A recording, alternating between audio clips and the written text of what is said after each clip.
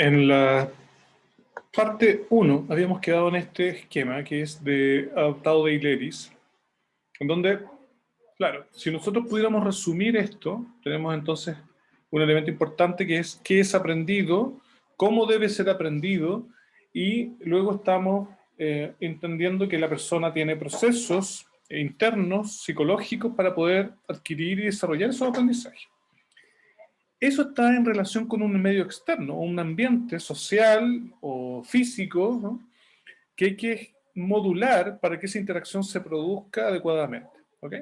Entonces, en ese sentido, eh, hay que entonces pensar muy bien tres elementos, pues: el contenido, la motivación y la interacción. Es decir, cómo vamos a generar acciones de comunicación y de cooperación para que esta persona, en sus procesos psicológicos, pueda aprender más y mejor. Entonces, son elementos muy importantes. Es decir, qué debe ser aprendido, cómo va a ser aprendido, y para eso tenemos que generar una motivación por el aprendizaje, ¿no?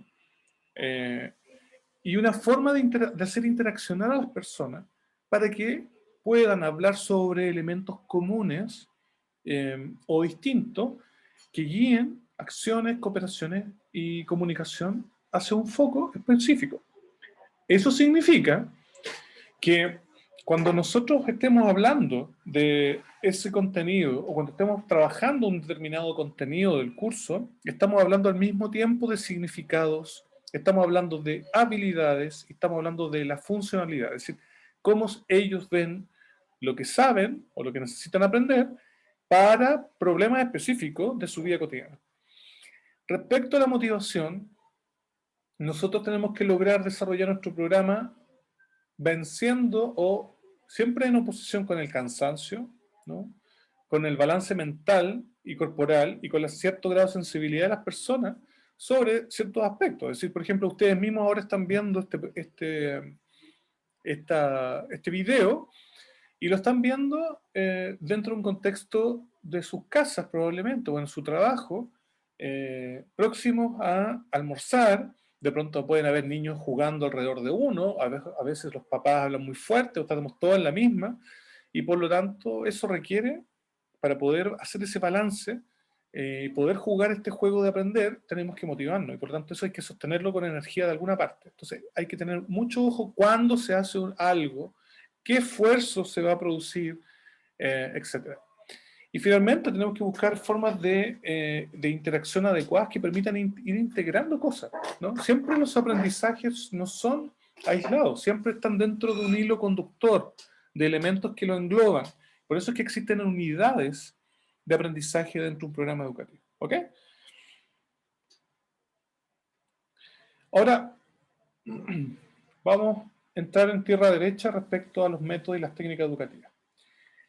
Aquí los métodos siempre son un puente, ¿no?, un puente entre el facilitador y una audiencia. Y esos métodos para desarrollarse se tienen que desglosar en técnicas, ¿no? La técnica deviene de un pensamiento sobre el método y de un pensamiento sobre la didáctica.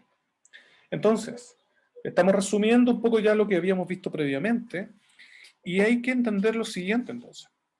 Si la técnica sigue el método y el método sigue la didáctica, entonces, ¿qué es la didáctica? Que era lo que estamos tratando de hacer, es la forma, en el fondo, de transponer y desarrollar saberes, técnicas y actitudes, es decir, desde un saber experto, desde el facilitador, a un saber aplicado de una audiencia. Y hay que considerar entonces que tanto el facilitador como la audiencia tienen saberes, habilidades, actitudes específicas que se deben autorregular y deben saber comunicar esos elementos para que en el fondo se produzca lo que necesitamos hacer. Cuando me refiero al término transponer un saber experto en un saber aprendible, útil para la vida cotidiana de las personas, significa que lo que tengo que tratar de hacer es tratar de pensar en cómo, por ejemplo, si es necesario conocer la enfermedad. Por ejemplo, si una persona necesita conocer la hipertensión arterial, por ponerle un ejemplo que se me viene a la cabeza, eso significa que la persona no puede manejar su salud si no sabe cómo, por ejemplo, si no sabe entender cómo se produce la alza de presión en un organismo. Entonces, el saber experto, que uno lo puede, uno lo puede hacer con un esfingomanómetro y llevarlo a un modelo arterial sencillo, pero que simple, pero que permita comprender el fenómeno de la presión arterial, significa transponer. Es decir, yo en ese momento estoy haciendo aprendible algo que me tomó años a lo mejor en aprender en fisiología cardiovascular u otros elementos. Entonces, eh, se ponen en juego los elementos más importantes del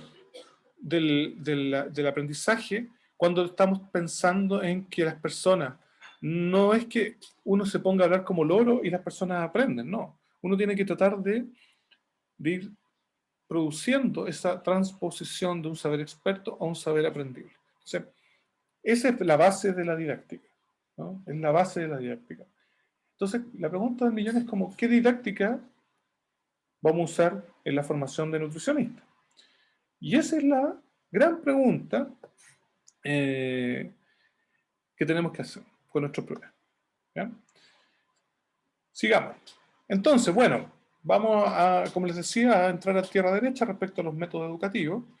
Y los métodos educativos entonces no serían más que estrategias de aprendizaje que en el fondo son secuencias lógicas y prácticas de actividades dentro de una sesión educativa y que contribuyen a llevar a un estudiante de un plano de significación instrumental a un plano de significación relacional, personal y social. En el fondo, como todo el mundo sabe algo de algo, ¿no? La didáctica obliga a que los métodos de aprendizaje lleven a una persona desde un pensamiento muy elemental y desde el punto de vista solamente lógico a un elemento donde se producen significaciones que son más allá de solamente el análisis mental de algo, sino que en el fondo significan cosas en términos de interacciones, en términos de lo que significa para su desarrollo personal y el cuidado, y también respecto a lo que significa para otras personas. Por lo tanto, esas secuencias lógicas y prácticas de actividades las podemos desarrollar en la matriz más, pero hay que saber por qué lo estamos haciendo así y cómo es que vamos a generar aprendizaje más profundo con esa mirada. En el fondo, un método educativo es un sistema de ayuda ajustado a diversas situaciones, ¿no? Estamos ayudando a que la experiencia de aprendizaje se desarrolle de una determinada manera. Otra forma de explicar lo que son los métodos educativos, en el fondo es que son procedimientos, ¿no? Hay gente que lo plantea así, ¿no? Son procedimientos que el agente de enseñanza utiliza de forma reflexiva, heurística y flexible, ¿no? Para promover el logro del aprendizaje significativo en su alumno. O sea, es estratégica, ¿no? Yo no uso ni voy a usar ciertos recursos educativos de manera aislada. O sea, cuando uno decide usar una lluvia de ideas, una clase expositiva, cuando uno decide hacer una discusión de grupo o una dramatización, lo hace porque está buscando un efecto específico que sea significativo para que el estudiante pueda desarrollar algo más profundo, ¿no? No hay que usar la técnica por usarla, ¿ya? Sino hay que usarla de manera sustantiva, hay que estar buscando un cambio en algo, en algún aspecto de esa persona, de esa psicología de esa persona y de sus interacciones sociales para que se produzca un aprendizaje más profundo. Otra definición que es de Díaz y Hernández plantea que son medios o recursos para prestar ayuda, ajustar las necesidades y el progreso de la actividad constructiva de los estudiantes. Entonces, como ven, hay varias definiciones, pero que ustedes vayan armándose la propia a partir de la experiencia que están teniendo con el curso y con lo que han ido aprendiendo.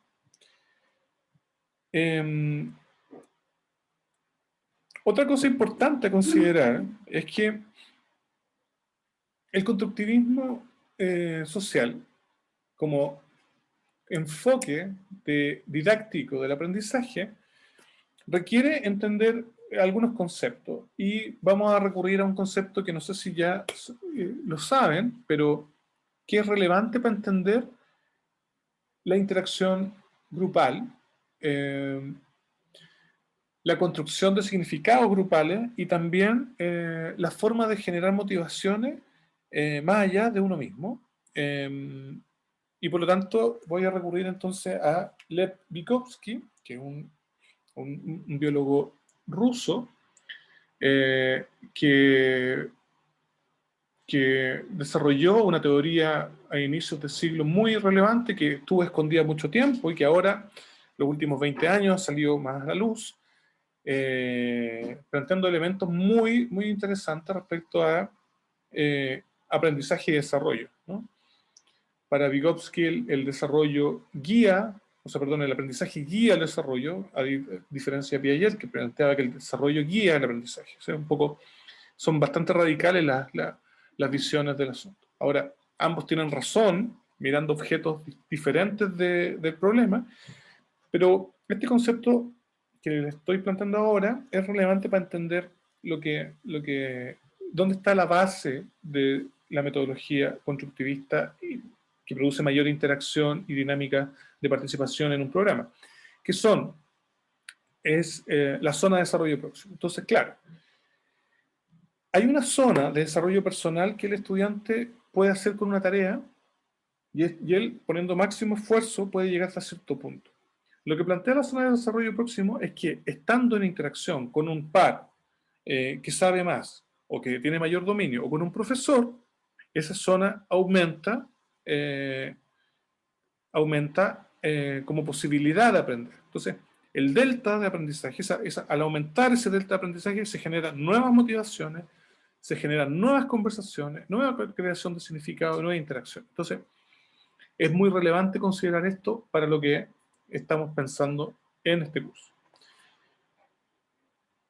Entonces, dicho en sencillo, es la zona de desarrollo próximo es lo que alguien sea capaz de hacer hoy con colaboración, podrá hacerlo solo mañana, ¿no? Entonces, claro, se producen interacciones eh, que guían el pensamiento, se guían ensamblajes de aprendizaje que luego, con la práctica, uno comienza a hacerlo y puede hacerlo, digamos, solo.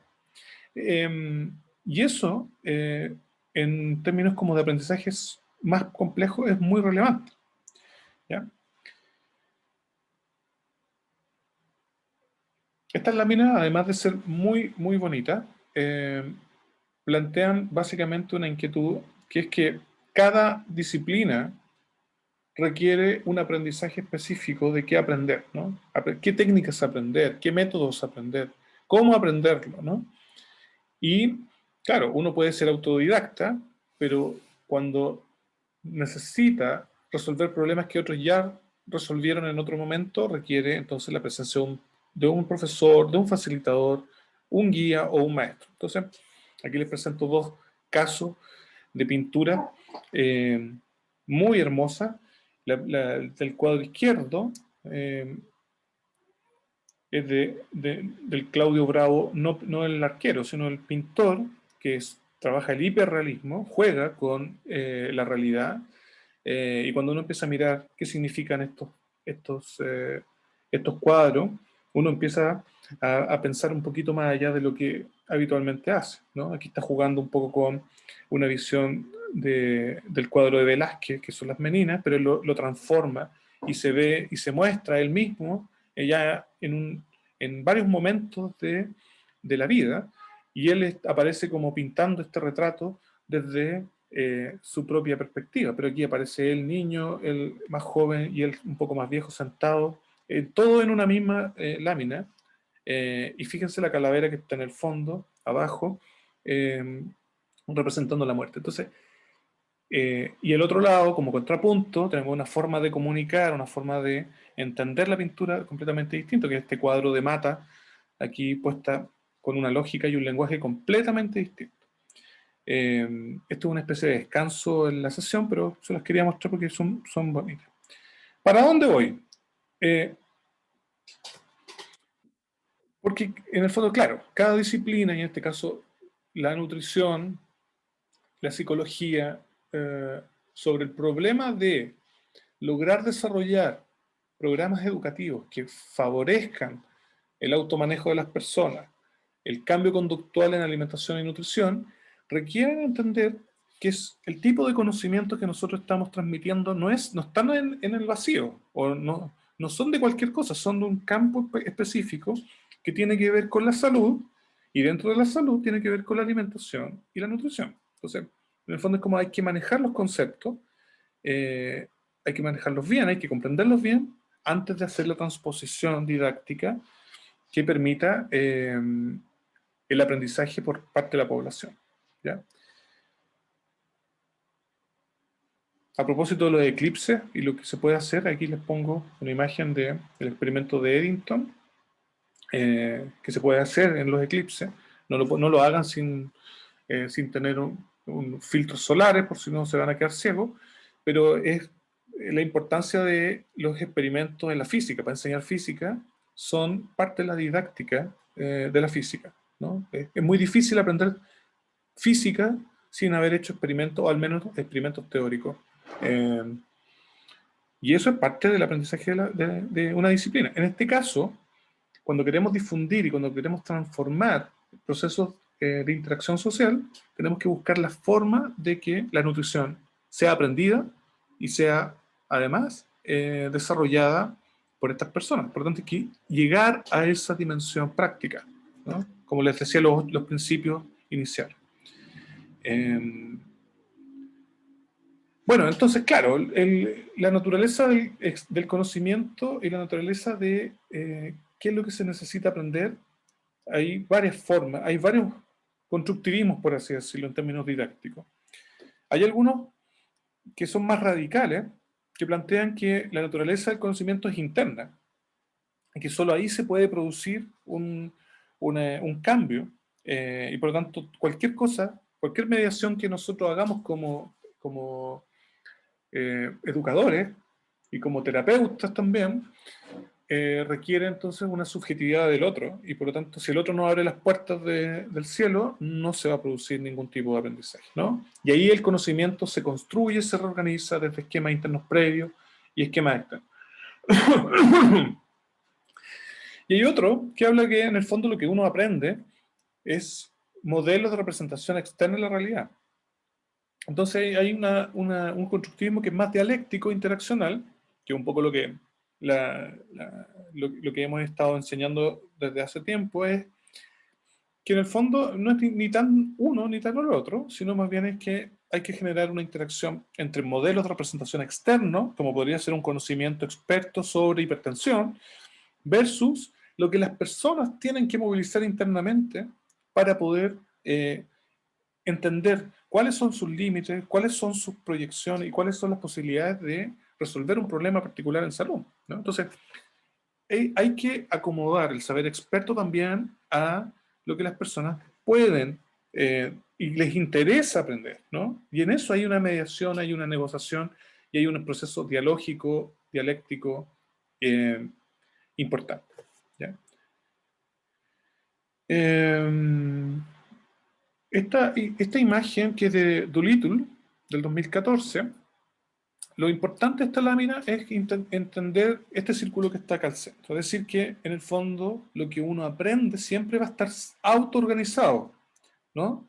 Y eso significa que al estar auto-organizado se requiere una experiencia que va a chocar con nuestros modelos internos que interactúan con el mundo real, ¿ya?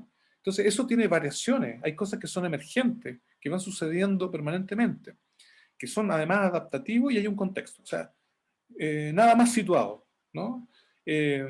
Uno no aprende en el vacío, aprende en situaciones concretas, y sobre todo la población que su problema para ellos es real y requiere soluciones muy prácticas, muy concretas, ¿no? Entonces, esto de hablar un lenguaje y usar modelos que no puedan ser entendidos por la población, distancia la posibilidad de entender una enfermedad de trabajar sobre su tratamiento y por lo tanto tenemos que hablar y ponernos de acuerdo con las personas de cómo los podemos ayudar, ¿no? Entonces, este modelo lo que plantea básicamente es eso, que la experiencia que vamos a desarrollar con ellos y que va a estar desarrollada en sus programas educativos, específicamente en la columna que tiene que ver con experiencia de aprendizaje, tiene que ser muy claro en cuál va a ser el contexto, cuáles van a ser los elementos que las personas tienen que experimentar para que puedan autoorganizar permanentemente lo que ellas piensan, sienten y viven respecto a un tema en particular. Ahora resumiendo, claro, los postulados generales de la teoría didáctica constructivista en educación plantean lo siguiente. Entonces, uno, se asume que es posible aprender, es un supuesto de base. Segundo, que el aprendizaje de conocimiento es un proceso y es de construcción individual y social muy activa. Eso es uno de los elementos básicos. Segundo, los procesos se centran en los sujetos que aprenden considerando la mediación social en contextos culturales. O sea, está todo orientado a lo que la persona aprende, no, y grupos de personas aprenden, no lo que nosotros queremos que ellos aprendan, lo que ellos construyen.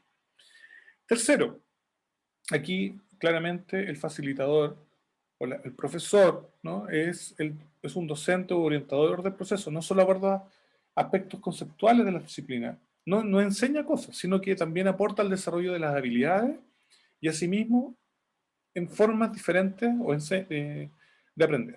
¿Ya? Estos son, si quieren leer más, ahí les pongo las referencias que son Doolittle y Tovar y García, para que lo puedan desarrollar.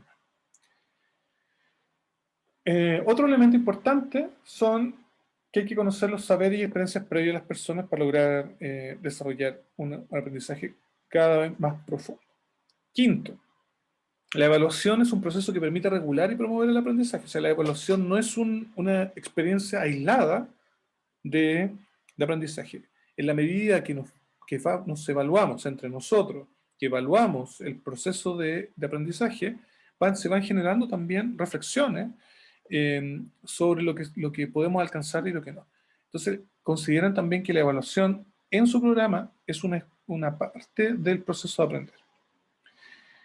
Otro elemento importante es que hay que generar problemas de resolución, o sea, la resolución de los problemas, el trabajo cooperativo, el trabajo por proyectos, la investigación dirigida, el estudio de caso, contextualización, eso hay que siempre centrado en el sujeto que aprende y no en lo que nosotros queremos que ellos aprendan. Séptimo, el aprendizaje siempre va a ser autorregulado, automediado y autoconsciente. ¿Ok? Es decir, aunque nosotros queramos que las personas aprendan de una determinada manera, es la persona la que internamente va a decidir cuánto tiempo dedicar y por cuánto tiempo. Y esto es súper importante, es decir, como aunque yo quiera programar una sesión lo más clara posible, siempre hay que pensar que hay un otro detrás que está pensando, que está mirando, que está entendiendo cosas, que necesita conversar luego para ver cuánto de eso puede seguir desarrollando. Por lo tanto, antes de poder planificar un programa educativo debemos partir por los conocimientos y habilidades y actitudes de la audiencia. Algo de eso ya han desarrollado teóricamente con la búsqueda bibliográfica y con el diagnóstico que hicieron en el semestre pasado para esa audiencia en particular. Segundo, reconocer cuál es la distancia a la que podríamos llegar con cierto tipo de aprendizaje. O sea, dado un punto de partida en un diagnóstico educativo y de ahí definir el método que queremos emplear. Entonces ahí hay situaciones que nos dan sentido. Hay que reconocer las funciones, las fortalezas y los límites de la estrategia de enseñanza. O sea, no existe una estrategia de enseñanza infalible. Siempre van a tener limitaciones. Y hay que estar atentos a eso, ¿no? Cuarto, hay que distinguir qué aspectos se deben controlar en la actividad para obtener el mejor provecho. O sea, y para eso entonces van a tener una experiencia de aplicación de técnicas educativas, para saber cómo lo pueden controlar y cómo lo pueden pensar mejor dentro de sus programas. O sea, van a aprender haciendo y van a aprender a pensar mejor su programa una vez que tengan esa experiencia de desarrollar una técnica para su programa de manera simulada. ¿Ok? Eso es lo que se viene adelante a continuación en el curso. Bueno,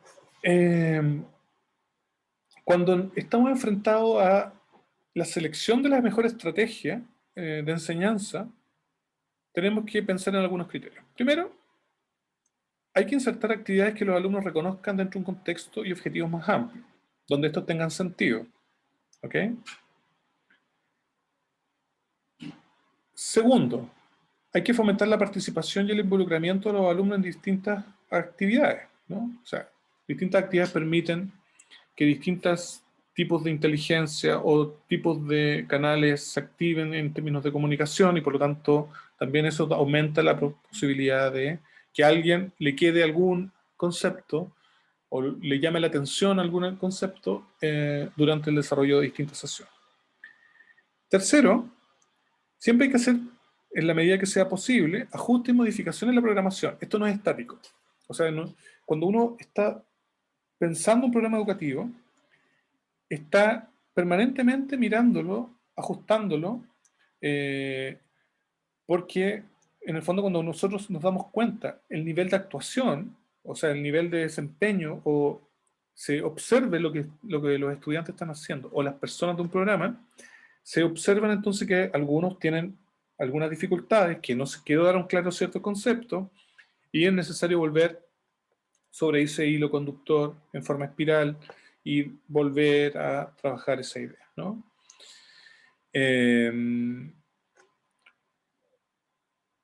Y hay que ser explícito y claro el lenguaje con la intención de promover una situación necesaria de intersubjetividad. O sea, a veces no es tan fácil esto, pero para la situación que van a pensar ustedes en su programa, tienen que tratar de que lo que se va a discutir quede sumamente claro tanto para ellos como para ustedes.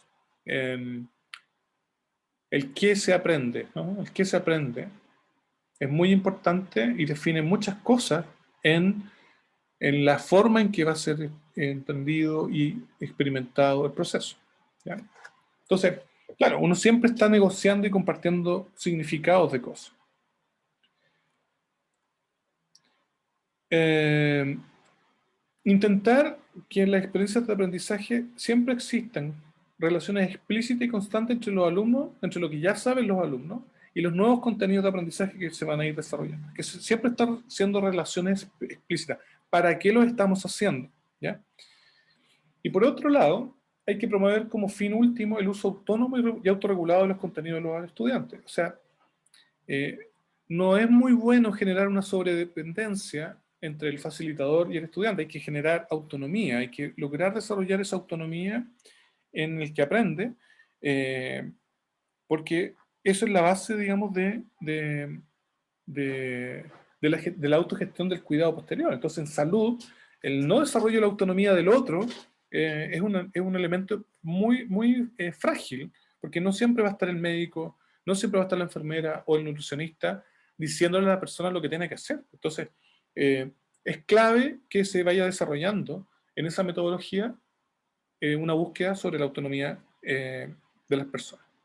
Pero nadie se puede autorregular si no es consciente de lo que le pasa y de lo que puede hacer.